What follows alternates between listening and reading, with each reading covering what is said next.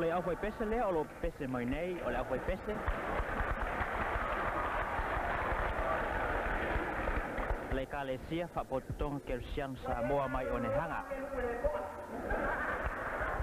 O le li sa fatuina le pese o le li ile o suafa ya siaki ma o ia la fo ile o lo i taimina le nei au foi pese.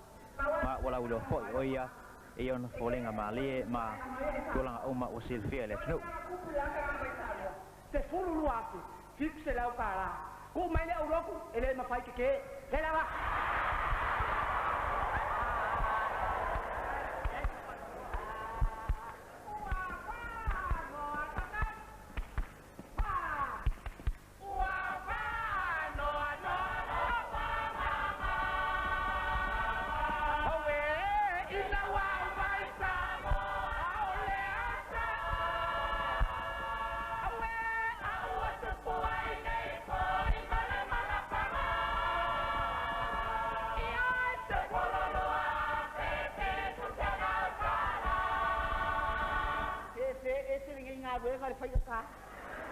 Kalau fai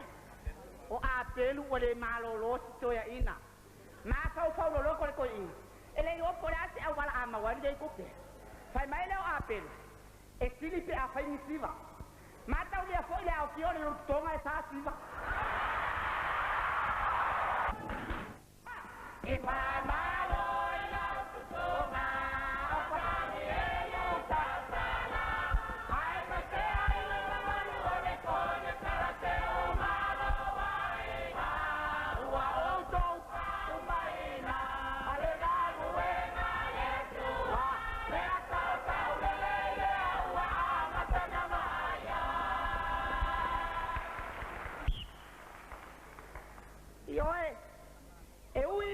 tai uma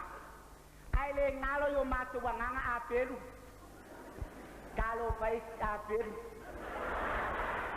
anei amo watu le nei tama wa feta wi tonu wala no fo inga mama tangi vale fa apeo fa le nei olang